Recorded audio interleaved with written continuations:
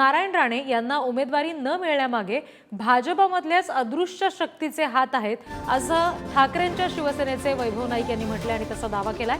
राणेंनी अपमान करून घेण्यापेक्षा माघार घ्यावी असं नाईक म्हणतात। वैभव नाईक यांच्याशी या सगळ्या संदर्भात संवाद साधलेला आहे आमचे प्रतिनिधी विकास गावकर यांनी। कोण असेल याची उत्सुकता संपूर्ण महाराष्ट्राला असताना म्हणजे रत्नागिरी सिंधुदुर्ग लोकसभा मतदारसंघात नारायण राणे असणार की किरण सामंत अशा पद्धतीची उत्सुकता असताना आज विनायक राऊत हे उद्धव ठाकरे गटाकडून उमेदवारी अर्ज दाखल करतात। माझ्यासोबत आमदार वैभव नाईक आहेत।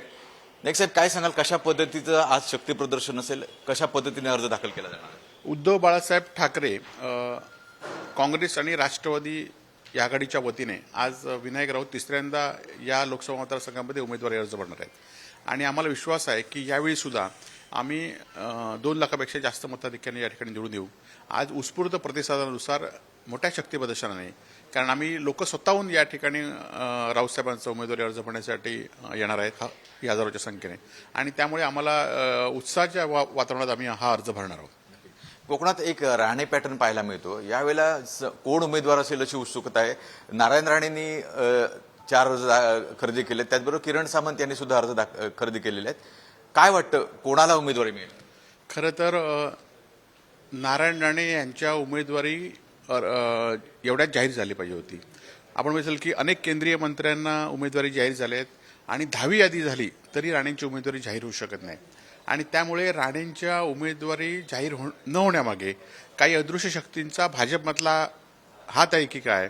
आणि त्याचबरोबर काल नागपूरमध्ये सामंत भेटले होते आणि त्यांचा काय नागपूरच्या अदृश्य शक्तींचा उमेदवारी जाहीर न होण्यामागे हात आहे की काय असा प्रश्न माझ्यासारख्या कार्यकर्त्याला पडलेला आहे।